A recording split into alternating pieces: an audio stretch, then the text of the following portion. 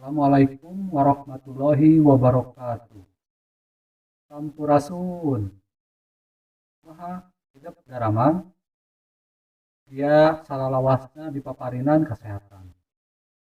Lujeng tepang deui sareng simkuring Cepi Kustiansah na pangajaran bahasa Sunda.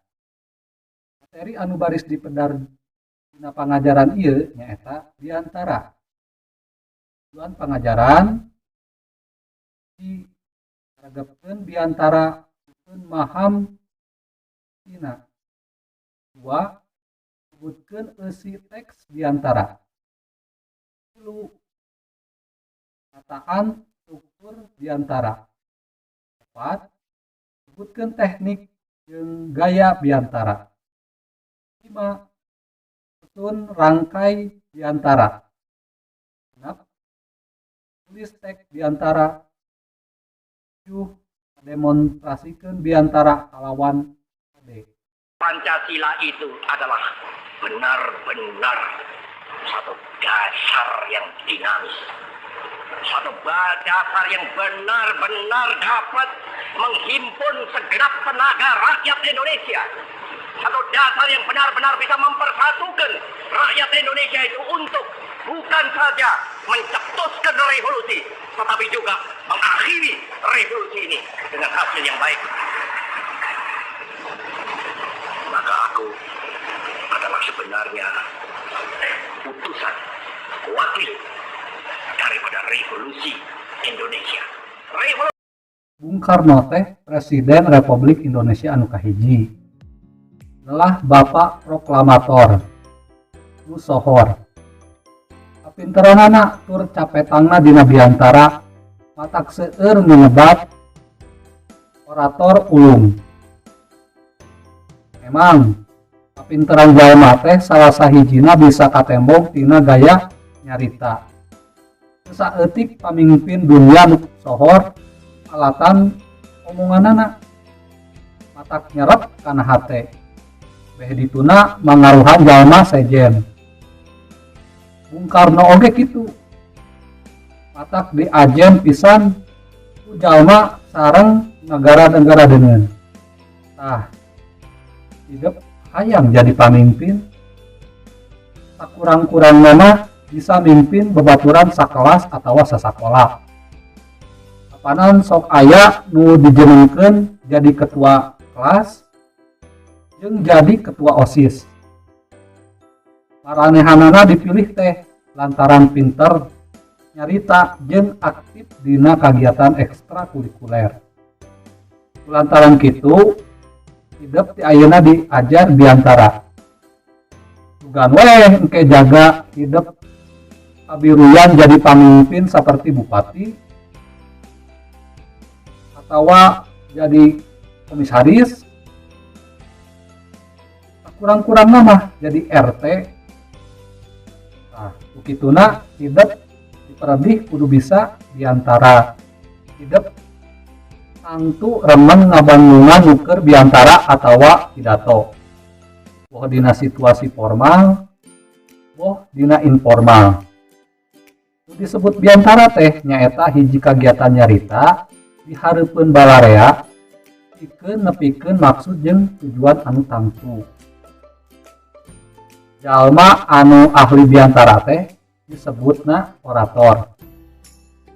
Lantaran biantara ditempo ku jalma rea, tangtuna aya wae padika atawa aturanana. Sacara umum dina perkara nepikeun biantara kudu nitenan sawatara hal saperti parigel dina muka biantara. Dinu artina sing tegas nepikeun ka jejer biantara. Kade poho kudu nepikeun panghormat ka pamiarsa nu dianggap penting atawa nu dihormat. Eces dina nepikeun biantara. Biasana mah dirembeuan ku babasan jeung paribasa nepi ka eusi biantara teh karasana ngaguluyur. Entep seureuna nyarita. Artina ngaruntuy ulah kaditu kadieu. Lengkap pasemon jeung lentong nyarita. Gaya basa anu pikatajieun. Biasa nama cara ngelapkeun banyolan atawa humor. Kudu ngaluyukeun eusi biantara nu ditepikeun jeung tingkat intelektual pamiarsa.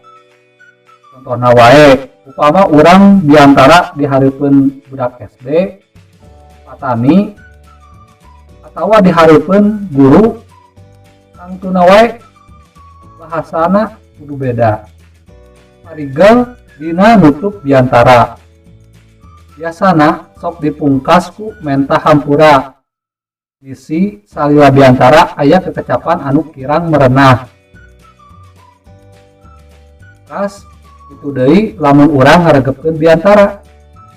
Aya padikana nu perlu diperhatikeun. Diantarana kudu saregep tur darya.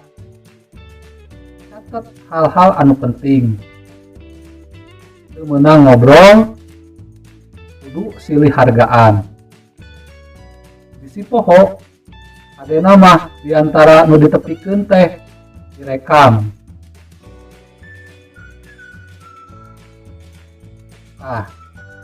Di handap ieu aya naskah biantara pinunjul kadua pasanggiri biantara siswa SMA sa-Jawa Barat. Nu diayakeun ku BKOW Provinsi Jawa Barat tahun 2012. Cek baca ku hidup di tenang struktur biantara. Pilih kana wangun jeung eusina biantara di luhur teh. Struktur atau adeganna jiga kieu. A. Salam pamuka. Eusina ucapan salam. Assalamualaikum warahmatullahi wabarakatuh. Sampurasun. B. Bagian dibuka. Dimimitian ku nepikeun salam tur budi syukur ka Gusti Allah Subhanahu wa taala. Aya oge anu sok ngadugikeun sholawat salam ka Kangjeng Nabi Muhammad sallallahu alaihi wasallam. Dianti eta biasana mah dibejakeun jejer atawa tema nurek ditepikeun dina biantara. Buka biantara di luhur teh ditepikeun dina dua alemnya. Eta alemnya kahiji jeung alemnya kadua. T. Runtuyan eusi. Runtuyan eusi nyaeta bagian biantara anu eusina teh ngeunaan maksud atawa informasi nurek ditepikeun anu sifatna merebeja, panggeuing atawa pituduh. Dina biantara di luhur teh contohna dina alemnya katilu. D. Panutup. Pamungkas biantara anu eusina kacindekan jeung saran. Dina bagian panutup nepikeun oge saduk-saduk mentah hampura. E. Salam panutup. Salam panutup mangrupa ucapan salam minangka ciri yen biantara teh geus rengse. Padika biantara. Disawan tina cara nepikeunana. Biantara teh bisa dipasing-pasing kana opat padika. A. Biantara dadakan. Atawa disebutna impromptu. Biantara nu ngadadak henteu ditata heula lantaran ngadadak. Biantara teh teu make naskah. B. Catetan atawa ringkesan. Disebut oge ekstemporan. Biantara ucara nempo raraga atawa runtuyan singkat eusi biantara anu sifatna hal-hal penting hungkul. T. Naskah. Disebut oge manuskrip. Biantara ucara ngagunakeun naskah atawa maca naskah biantara ieu teh sifatna resmi atawa formal. Tantuna wae tujuanana pikeun ngurangan kesalahan. D. Salaran atau memoriter. Di antara ieu cara ditalar atawa diapalkeun heula. naskahna kulantaran kitu Eusina ngempet seureuh tur ngalatih daya inget. Saterasna aya oge gaya bahasa dina biantara. Unggal jalma teh beda-beda gumantung kana kamampuh sewang-sewang. Dan secara khusus bisa dipasing-pasing jadi genep. Ji lagam religius. Lagam religius nuduhkeun gaya biantara anu eusina ngeunaan keagamaan. Contohna wae ceramah, khutbah, atawa pengajian. 2. Lagam agiator. Nyaeta biantara anu ditepikeun kalawan agresif jeung politis. Contohna wae dina kampanye pemilihan umum atau pemilu. 3. Lagam konversasi. Nyaeta gaya biantara anu ditepikeun kalayan jentre tur ngentet seureuh. Contohna wae dina seminar. 4. Lagam didaktik. Nyaeta gaya biantara anu eusina ngamejaan, ngajar, atawa ngalatih. Contohna ti guru ka murid dina pangajaran. 5. Lagam sentimental. Nyaeta lagam biantara anu eusina ngajen atawa nuntun kaunggulan atawa kahengkeran hiji hal. 6.